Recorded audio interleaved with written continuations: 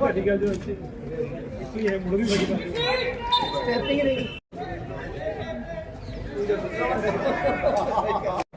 श्री भगत सिंह जिन्होंने प्यार भरी भेंट एक सम्मान से भेंट है।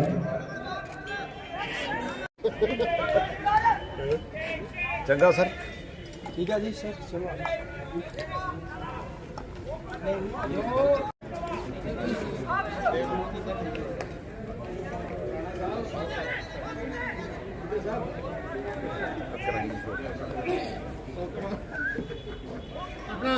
सुरेंद्र जी बहुत मैं बेनती करांगा सदा हरदीप सिंह कपूर हमारे टोकन अपना उसे फिर तो बेनती करांगा किसी नामकारी इदारों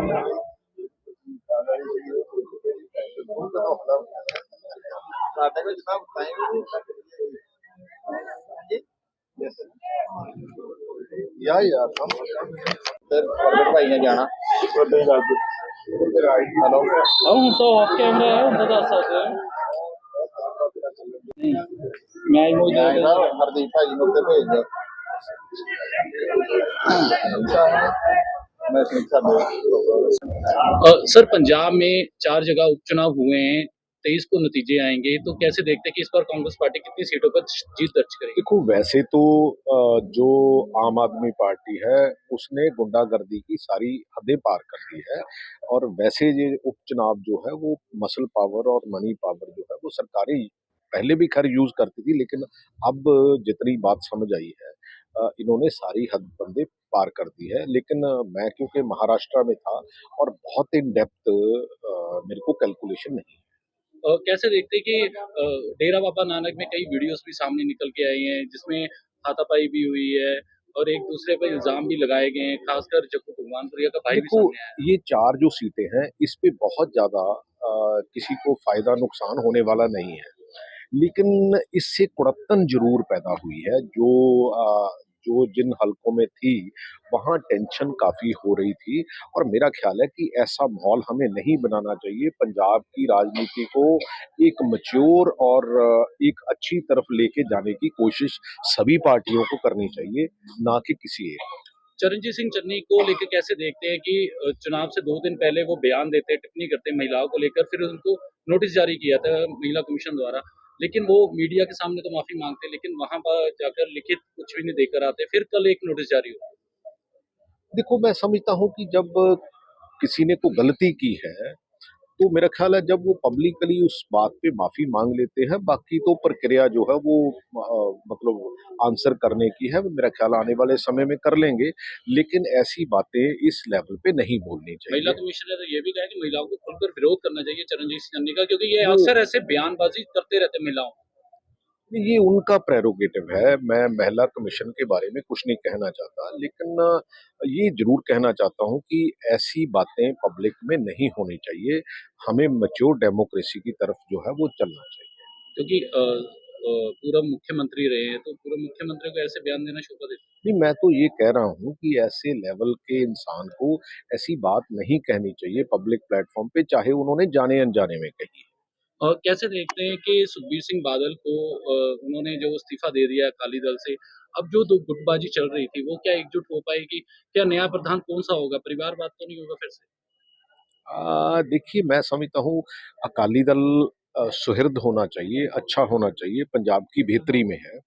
लेकिन उनकी जो नीतियां हैं, जो ग्रुप्स हैं, मैंने तो ग्रुप्स को भी कहा था कि जो डर्टी लिनन है वो पब्लिक में ना वॉश करो। उस समय ऐसी गलतियां हुई हैं और वैसे भी जो इंटरनल डेमोक्रेसी है वो उसका स्ट्रांग होना बहुत जरूरी है। उस प्लेटफॉर्म पे डिस्कशन होनी चाहिए जब वो पावर में होते हैं। नॉर्मली होता क्या है कि internal democracy across the party line खत्म हुई है, जो हमें रिवाइव करनी चाहिए और जो अच्छी चीजें हैं वो पब्लिक में लानी चाहिए, पब्लिक के लिए करनी चाहिए। कि जत्थेदारों की मीटिंग हुई है, क्योंकि जत्थेदार ने खुद बुलाकर मीटिंग की है, उसमें लिखी सुखबीर सिंह बादल की सजा की कोई चर्चा नहीं होती। देखो, बहुत समझदार लोग हैं वहाँ, क्योंकि मैं धार्मिक पक्ष से इतना परपक्ष नहीं हूँ, तो इसलिए मेरा ख्याल है कि मेरा उसके ऊपर कमेंट करना वाजिब नहीं है। और लेकिन ये है कि जो जो धार्मिक एंगल को देखते हुए, पॉलिटिकल एंगल को देखते हुए और जो हमारी मर्यादा है जो अकाल तख्त साहब की, उसको देखते हुए मेरा ख्याल है कि जथेदार साहब जो है वो निर्णय लेंगे और पंजाब के और सिखिज्म के बेहतर जो है आने वाले समय के लिए वो जो निर्णय लेंगे। सर कल राजोआना 3 घंटे की पैरोल पर आए थे कि उन्होंने स्पीच के दौरान कहा है कि दुश्मन के हाथ जो गले तक पहुंच गए हैं और सभी सिख समुदायों को एकजुट होना चाहिए, इसे लेके कैसे देखते हैं? सिर्फ सिख समुदाय को नहीं, मेरा ख्याल है हर उस सिटीजन को जो इस देश की जो डेमोक्रेटिक प्रोसेस है, जहाँ इस देश का संविधान है उसको मानता है, क्योंकि किसी एक समुदाय के लिए, किसी एक इंसान के लिए कानून अलग नहीं हो सकता और दूसरे इंसान के लिए और दूसरे समुदाय के लिए कानून अलग नहीं हो सकता। वो कह रहे हैं कि पैरोल पे बाकियों को पैरोल दी जाती नहीं, है। डेफिनेटली मैं इससे सहमत हूँ राज्यपाल की बात से और मेरा ख्याल है कि एज ए जो लॉ अबाइडिंग सिटीजन, क्योंकि जिस आदमी ने अपनी जो किए हुए काम की सजा भुगत ली है, उसके साथ ऐसा व्यवहार नहीं करना चाहिए। और अगर हमारी जो एजेंसीज है ये सोचती हैं कि शायद हम उनको हैंडल नहीं कर पाएंगे, अगर वो बाहर आएंगे तो बहुत देश के लिए नुकसान है, ऐसा कुछ नहीं होता। कोई इंसान किसी भी देश की प्रक्रिया से बड़ा नहीं होता।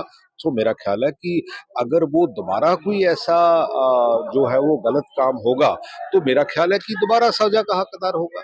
सो ये बिल्कुल जो राजोआना ने कहा है वो ठीक कहा। नवजोत सिंह सिद्धू को लेकर बात की जाए तो पिछले दिनों उनकी धर्मपत्नी और बेटी जो है भाजपा नेता से मिले थे। क्या मायने समझते हैं इसका कि भाजपा में जाने वाले नवजोत सिंह सिद्धू या फिर कांग्रेस पार्टी में रहेंगे? यार मैं कोई कमेंट नहीं करना चाहता। नवजोत सिंह सिद्धू के बारे में ना मैं कभी कमेंट किया है ना कर। सर कारण क्या है, क्यों नहीं बोलते खुल के आप? नहीं, बिल्कुल नहीं, क्योंकि अच्छी दोस्ती है, अच्छी दोस्ती रही है। सोचने का नजरिया अलग अलग हो सकता है, लेकिन मैं कोई कमेंट नहीं करता। क्योंकि कपिल शर्मा शो में भी गए हैं वो, तो उन्होंने कहा है कि वो वापसी करेंगे। अब क्या समझते हैं कि राजनीति से फिर हट रहे हैं, वो राजनीति नहीं ये करेंगे, शो आप में जाएंगे? उनसे, अगर आप उनसे मिल सकते हो तो उनको मिलो और उनसे ये पूछो कि हाँ भी आपका क्या प्लान है, वो शायद बता सर हमसे सकेंगे। ज्यादा तो आपसे मिलते हैं, दोस्त नहीं, तो मिलते आपके हैं, हैं, बात भी होती है। मिलते हैं, लेकिन मैं अच्छा बातचीत क्या होती है? नहीं, मैं इसके बारे में नो कमेंट।